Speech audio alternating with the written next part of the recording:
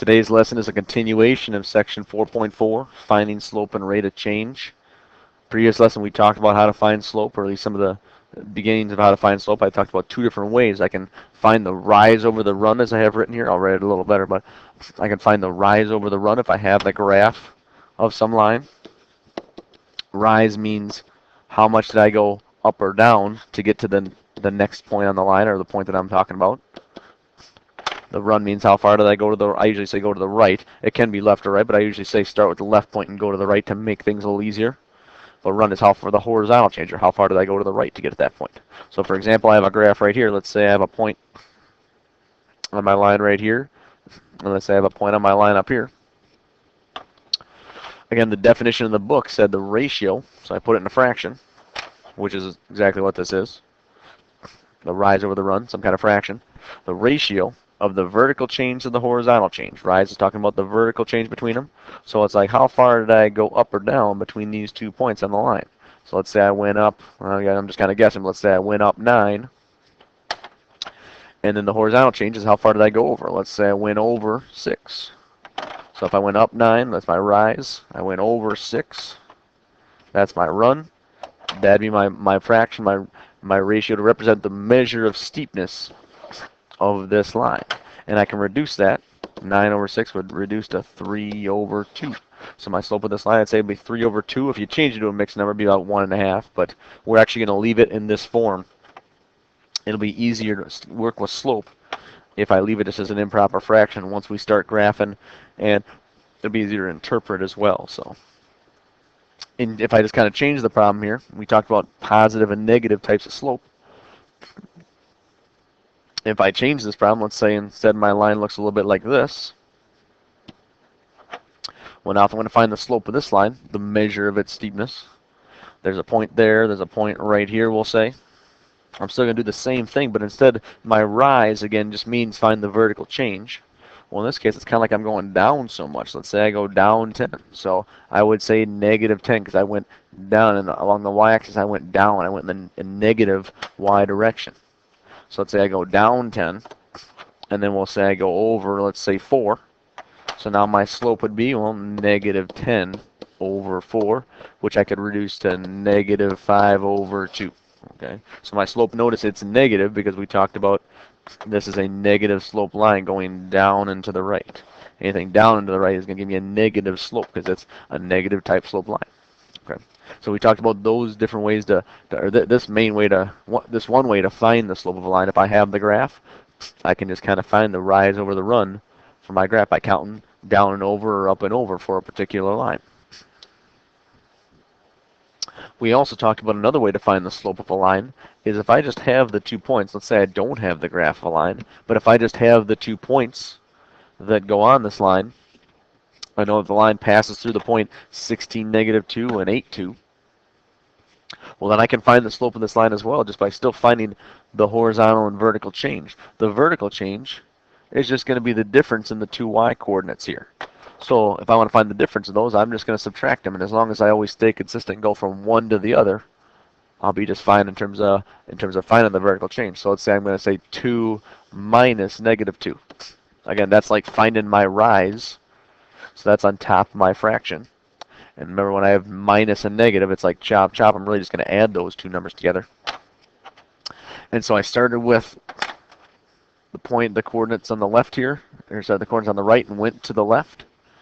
So I got to do the same thing here. I got to start with the 8 and then subtract 16. So I just got to stay consistent with how I'm going from one point to the other. As long as I do that, this will give me the correct slope. So I'm going to take 8 minus 16 on the bottom of my fraction.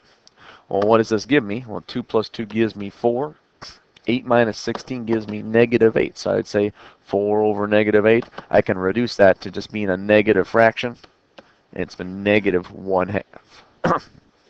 If I graph these 2 points or plot these 2 points and graph this line that they go through, or that goes through them, 16, 2, well, let's see, I'm going to go by 2's here on this graph.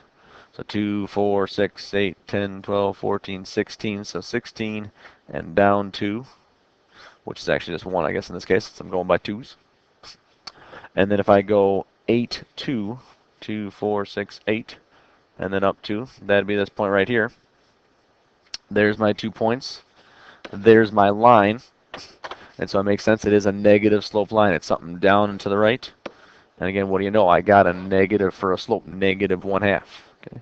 If I actually followed this and counted out on the grid and found my rise and my run, I'd see that I'd go down 4 and over 8. So that makes sense. That'd be -4 over 8, which again reduces to -1/2. So again, it all should make sense.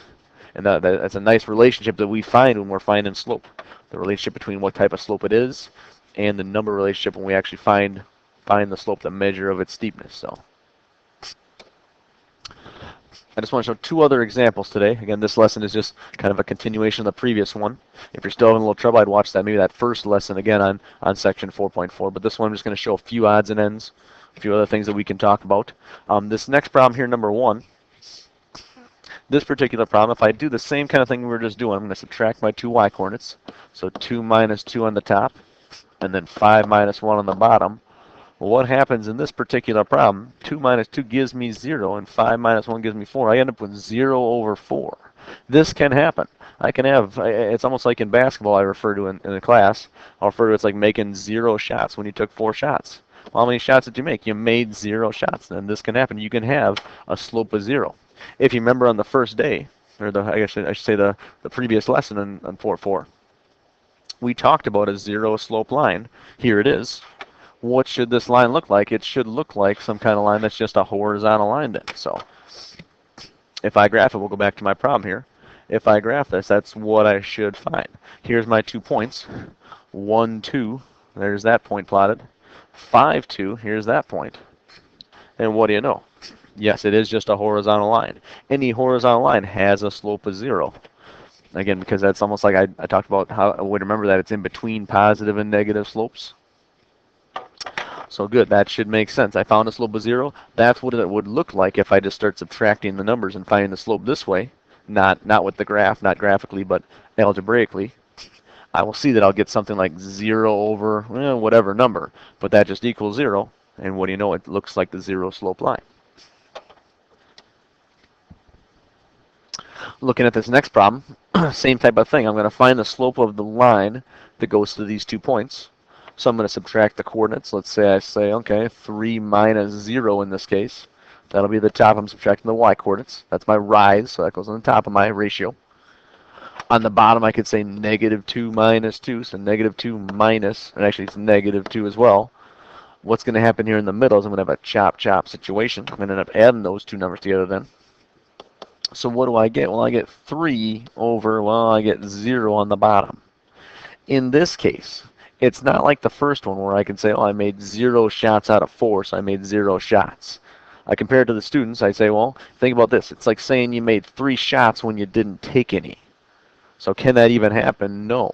Students may even remember something where in the past they've learned, if you have 0 in the denominator of a fraction, that actually it's a mathematical impossibility. You can't have it.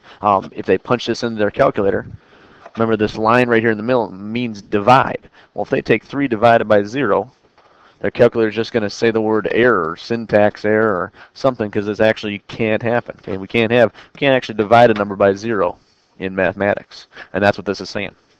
So what happens with this type of line? Well, if I look at it, let's plot the points and see what happens here. -2, 3 will be a point right here. -2, 0 will be this point. Well, what do you know? This is the straight up and down case, which again, as we saw a couple of days ago too when we put in our notes, or in our previous lesson, I should say, whenever that was, but our previous lesson we talked about a no slope line. That's this case right here, the straight up and down. Whenever you run into a no slope case, the numbers, the algebraic way it's going to work out is it's going to be something like 7 over 0 or -3 over 0, something over 0, which again can't happen. What I tell the students to do in this case then is, for one, I tell them don't put 0. There is a 0 case. That's over here. That's the horizontal line. But no, this does not equal 0. What I tell them is I cross this off because this can't happen, and then I just write the words no slope. Or also the book says undefined too is another way to say that, but undefined or no slope, same thing. So with this one too, don't put 0. I don't put this equals 0. Nope, that's not the case. There's already a 0 slope case. That's over here. That's what that looks like. Over here, if I have -3 over 0, I cross it off and I write no slope. So even going back to the problem we just were working on, if we see something like this in our notes or in homework or whenever, I got 3 over 0, and I'm trying to find the slope of this line, I would cross it off and say, oh, that's my no slope case. Without even graphing, I would know what that line looks like, but we can even see it there. That's what happens, no slope.